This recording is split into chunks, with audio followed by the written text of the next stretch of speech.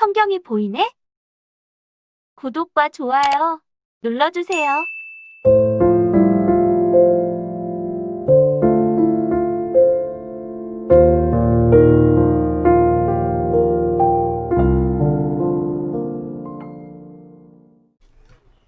홍수가 끝이 났고 코로 호흡하는 모든 동물들은 방주 안에 탄 생명체를 제외하고 다 멸망을 받았습니다.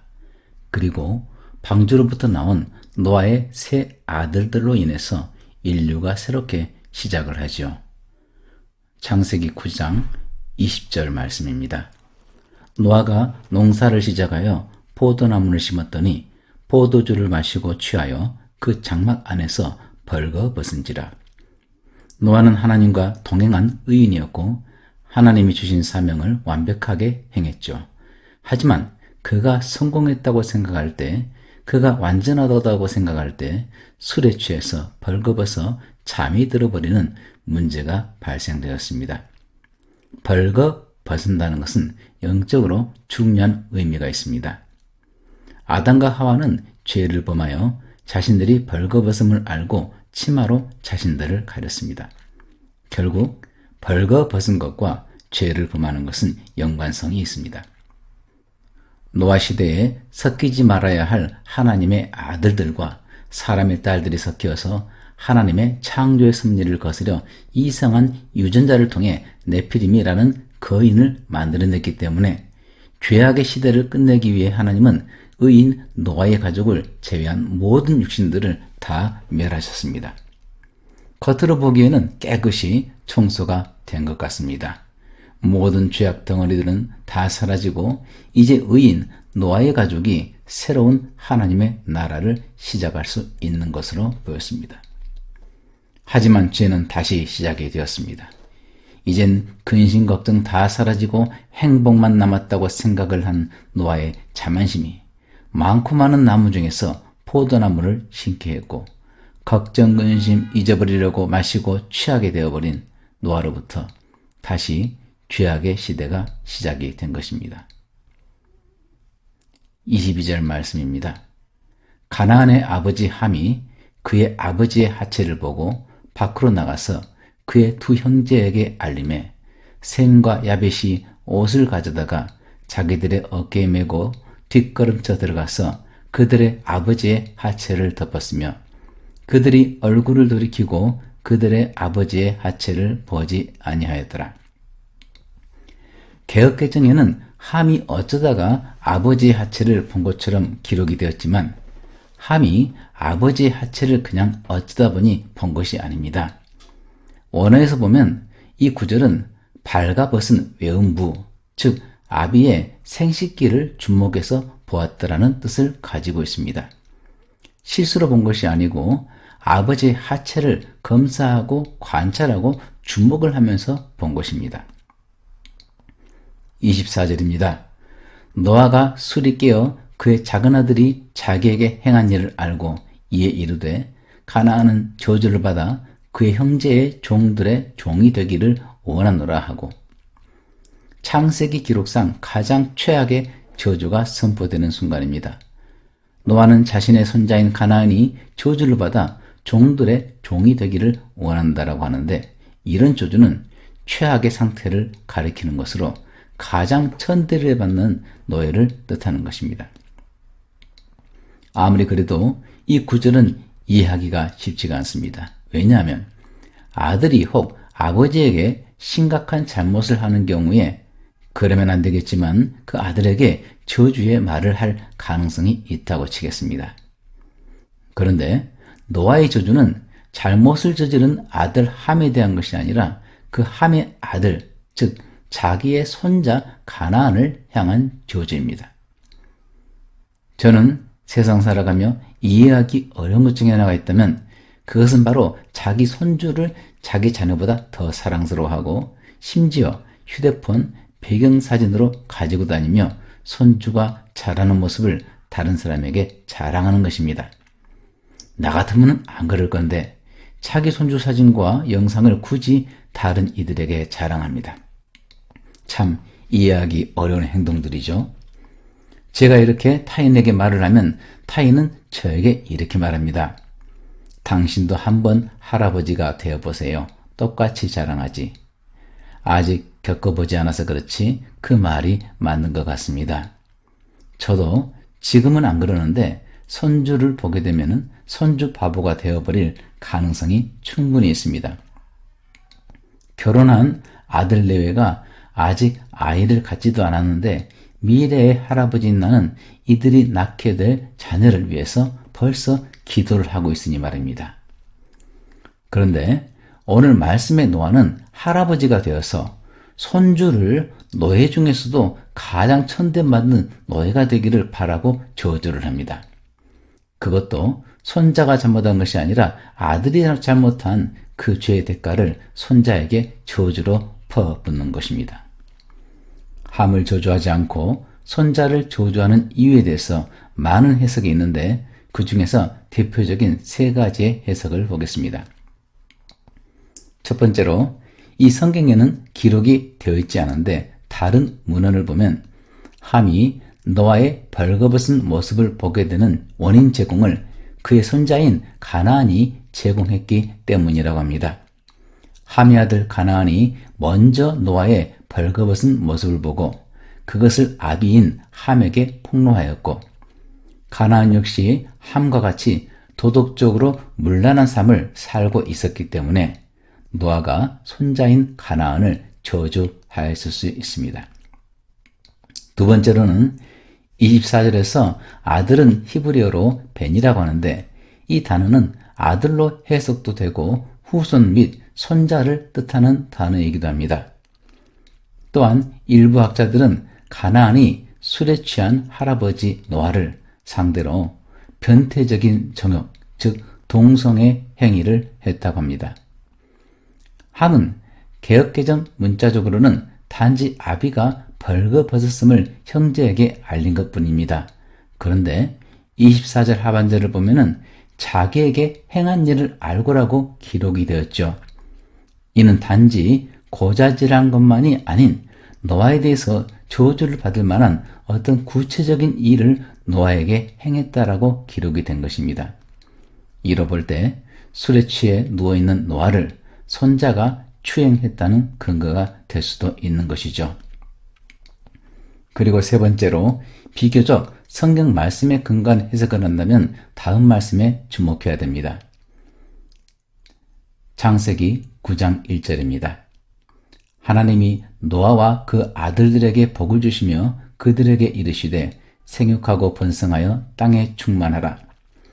창조주 하나님이 노아와 세 명의 아들들에게 복을 주셨습니다. 창조주 하나님이 복을 주셨는데 피조물인 사람이 그 복을 저주로 바꿀 수는 없는 것입니다. 이것의 좋은 본보기를 민수기에서 볼 수가 있죠. 모압 왕인 발락이 애언자인 발람으로 하여금 이스라엘을 저주하라고 했지만 금은 보화를 다 주어도 발람은 이스라엘을 저주하지 못하고 오히려 축복을 하였습니다. 그리고 이렇게 말을 합니다. 민수기 23장 8절입니다. 하나님이 저주하지 않으신 자를 내가 어찌 저주하며 여호와께서 꾸짖지 않으신 자를 내가 어찌 꾸짖으랴. 그렇습니다. 노아의 세 아들들은 하나님이 복을 주신 자들이기 때문에 노아가 아무리 화가 났다 할지라도 하나님이 복 주신 사람을 저주할 수는 없었던 것입니다. 하지만 함의 아들인 가나안을 저주하는 데는 별 문제가 없었습니다. 창세기 6장 9절에서 10절입니다. 이것이 노아의 족본이라. 노아는 의인이요 당대의 완전한 자라. 그는 하나님과 동행하였으며 세 아들을 낳았으니 셈과 함과 야벳이라. 노아는 그야말로 영웅 중의 영웅입니다. 세상 모든 사람들이 타락을 했음에도 노아는 하나님과 동행을 하였고 오직 방주를 만들고 짐승들이 먹을 식량을 조달하는 것에 100여 년이라는 긴 세월을 한눈 팔지 않고 바쳤습니다. 하지만 이제 심판이 끝나니까 살만하니까 자손들이 번성하고 아무런 근심 걱정도 없어지니까 노아 역시 타락의 길로 들어섭니다. 성경은 영웅담을 이야기하는 책이 아닙니다. 오히려 성경은 인간이 얼마나 나약하고 죄를 짓기 쉬운 존재인지를 고발하는 책입니다. 그것도 적당한 고발이 아니라 철저하고 신랄하고 모욕적이게도 고발을 합니다. 하나님의 사랑 다윗은 하나님의 마음에 합한 사람입니다. 그런데 그를 고발한 성경 기록을 보면 전쟁터에서의 다윗은 하나님의 사람이었지만 전쟁터에 나가지 않고 한가로이 궁전을 거닐던 다윗은 하나님의 사람이 아니라 남의 집의 여인을 몰래 엿보는 음탕한 자이고 유부녀와 간통하는 자요, 거짓말장이요, 살인자로 변해버립니다. 다윗은 이웃 여자를 깨어서 간음을 하고 자녀를 잉태시켰으며 이것을 감추기 위해서 자기에게 충성을 다하던 장군을 전쟁터에서 죽여버린 피도 눈물도 없는 잔인한 인간으로 기록이 되었습니다. 그의 가족사는 또 어떤가요? 아들 압살롬이 아비인 다윗을 죽이려고 공격하자 아들을 피해서 도망을 가는 그야말로 콩가루 집안입니다. 그리고 아들이 아비의 첩들과 함께 벌건 대낮에 사람들이 보는 앞에서 동침을 하는 그런 일들이 벌어졌고, 그런 참으로 부끄러운 일들을 숨기지 않고 꼼꼼히도 기록을 하였습니다. 창세기 6장에서 하나님과 동행하였고 완전하였던 의인 노아. 그런데 노아 이전에 살았던 한 사람도 의인이었고 하나님과 동행을 했습니다. 그의 이름은 에녹이죠. 하나님과 동행했던 에녹과 같이 노아 역시 하나님과 동행을 했기 때문에 에녹이 죽임을 당하지 않고 살아있는 상태로 하늘나라로 올라간 것처럼 노아도 에녹처럼 죽지 않고 살아서 하늘나라로 올라가게 될 것인지 관심이 있었습니다. 그런데 성경을 보니까 결과가 다릅니다. 28절 말씀입니다. 홍수 후에 노아가 350년을 살았고 그의 나이가 950세가 되어 죽었더라. 에녹은 죽지 않았지만 노아는 죽었습니다. 둘 다 똑같이 하나님과 동행을 했지만 그들의 최후는 다른 것이죠. 홍수 이후에 후손들이 번성하면서 노아가 어떤 죄를 지었는지 알 수는 없지만 포도주를 마시고 술에 취해서 벌거벗고 누웠다는 구절을 볼 때 더 이상 노아는 하나님과 동행하는 사람이 아니라 술과 동행하는 사람임을 알 수가 있습니다. 하나님과 동행하는 사람이 술에 취할 수는 없습니다. 오히려 성령의 충만함을 받아야지 술에 취한다면 그것은 하나님의 사람이 아닙니다. 26절입니다. 또 이르되 셈의 하나님 여호와를 찬송하리로다. 가나안은 셈의 종이 되고 하나님이 야벳을 창대하게 하사 셈의 장막에 거하게 하시고 가나안은 그의 종이 되게 하시기를 원하노라 했더라. 가나안에 대해서는 셈의 종이 될 것이라 저주를 한 노아는 함의 행동과는 반대의 행동을 한 셈과 야벳을 향해서 복을 빌었습니다. 모든 문제의 제공은 노아가 하였습니다. 노아가 술에 취해서 발가벗지 않았다면 이런 일도 없었을 것입니다. 하지만 이미 이 일은 벌어졌습니다. 함이 아비의 수치를 눈으로 목격을 하고 그것을 형제에게 알리고 있을 때 셈과 야벳은 함이 걷는 아비를 향한 비방의 길을 같이 걷지 않았습니다. 그들은 아비의 수치를 가리기 위해서 가는 중에도 뒷걸음으로 갔으며 얼굴을 돌이켜 아비의 하체를 보지 않았습니다. 야고보서 4장 11절입니다. 형제들아 서로 비방하지 말라. 형제를 비방하는 자나 형제를 판단하는 자는 곧 율법을 비방하고 율법을 판단하는 것이라. 내가 만일 율법을 판단하면 율법의 준행자가 아니요 재판관이로다. 입법자와 재판관은 오직 한 분이시니 능히 구원하기도 하시며 멸하기도 하시느니라. 너는 누구이기에 이웃을 판단하느냐? 야고보서 말씀은 형제가 옳고 그름에 따라서 비방하지 말라는 것이 아니라 옳거나 그르거나에 관계없이 비방하지 말라고 하십니다. 형제를 비방하는 사람은 아담과 하와가 먹었던 선악과를 따먹는 것입니다. 나는 맞고 상대방은 틀리다는 것이죠. 우리 같은 연약한 사람이 어찌 선과 악을 판단할 수가 있습니까? 한 주간 여러분 각자가 누군가를 향해서 어떤 판단과 비판과 재판을 했는지는 모르겠지만 그 모든 것의 판단의 기준은 나는 옳고 상대방이 틀리다는 것이 전제가 되는 것입니다. 우리 중에 누구도 내가 틀렸고 상대방이 옳다는 기준으로 비판을 하는 사람은 없습니다. 100% 내가 맞고 100% 형제가 자매가 틀렸다고 생각하고 판단하는 것은 여러분 스스로가 재판관이 되는 것입니다. 여러분 스스로 하나님이 되는 것이죠. 이것은 사탄이 아담과 하와에게 선과 악을 판단하는 과실을 주어서 인간 스스로 선악을 판단케 함으로 하나님을 떠나게 하였던 목적이고 지금도 사탄이 여러분에게 선악관을 주는 이유입니다. 절대적인 선과 악을 재판하실 분은 오직 한 분 창조주 하나님이신데 피조물인 사람이 감히 하나님의 자리, 재판관의 자리에 앉아서 형제와 자매를 재판하는 것입니다. 당신이 누구이기에 감히 이웃을 판단하는가? 이렇게 야고보서는 우리들에게 묻고 있는 것입니다. 형제를 비방할 때, 자매를 판단할 때, 내가 옳고 상대방이 그러다고 판결을 할 때 이미 피조물의 위치에서 벗어나 하나님의 자리에 앉아 있는 것이죠. 이것을 가장 잘하는 피조물이 바로 사탄이었습니다. 오늘 말씀을 통해서 우리는 저주의 사람과 축복의 사람을 보았습니다. 그런데 이들은 환경이 서로 달라서 한쪽은 저주를 받고 다른 쪽은 축복을 받은 것이 아닙니다. 똑같은 환경입니다.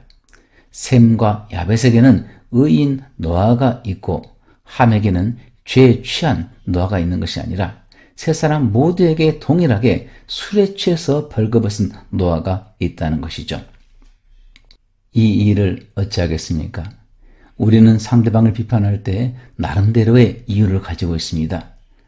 노아가 술에 취해서 발가벗지 않았다면 이런 일이 발생하지도 않았습니다. 어떤 형제가 하나님 말씀 따라 살지 않고 발가벗은 사람처럼 죄인이 되었을 때 얼마든지 비판할 수 있는 근거가 있습니다. 어떤 자매가 하나님의 말씀대로 살지 않고 이리저리 다니며 험담을 하고 말썽을 일으키고 있을 때 그 자매를 비판할 근거는 충분히 있습니다. 하지만 누구든지 얼마든지 비판은 할 수 있으나 그의 발가벗은 치부를 가려주고 감추어줄 긍휼히 여기는 마음은 가지기 쉽지가 않습니다. 우리 앞에 실수하지 않는 의인 노아만 있으면 사실 문제가 없죠. 하지만 우리 앞에는 항상 실수를 하는 술에 취해서 벌거벗은 노아 형제가 있고 노아 자매가 있습니다. 베드로전서 4장 8절입니다. 무엇보다도 뜨겁게 서로 사랑할지니 사랑은 허다한 죄를 덮느니라. 에덴에서 뱀은 아담과 하와를 유혹해서 선악과를 먹게 하였고 그들이 벌거벗은 부끄러운 자들임을 그들의 수치를 드러내는 악한 일을 하였습니다. 하지만 하나님은 아담과 하와의 벌거벗은 부끄러움을 아셨지만 그들을 위해서 짐승을 희생시켜 가죽 옷을 지어 입히심으로 그 부끄러움을 가려 주셨습니다. 그들의 부끄러움을 해결하기 위해서 한 마리의 짐승이 피를 흘리고 죽임을 당한 것이죠. 이것은 우리들의 죄를 위해서, 우리들의 부끄러움을 해결하기 위해서 죽임을 당하신 주 예수 그리스도를 예표하고 있습니다. 부끄러움을 드러내는 것은 마귀의 일이고 부끄러움을 감추고자 옷을 입히는 사역은 하나님의 일입니다. 여러분은 누구의 마음을 가지고 있고 누구의 사역을 하고 있습니까? 누군가를 비판한다면, 누군가의 잘못을 재판한다면 그것은 사탄의 일을 하고 있는 것입니다. 하지만 죄에 빠진 형제를 위해서 기도해주고 믿음이 연약하여 실수를 하는 자매를 보듬어주며 어찌하든지 그리스도 안에서 다시 회복이 되어서 승리하도록 눈물로 기도해 주는 것이야말로 오늘날 우리가 마땅히 해야 할 일입니다. 헨리 워드비처가 한 말입니다. 긍휼은 정죄보다 더 많은 죄들을 치료할 것입니다. 죄를 치료하는 것은 정죄가 아니라 긍휼히 여기는 마음입니다. 죄를 지은 사람을 정죄하는 것으로는 죄를 치유할 수가 없습니다.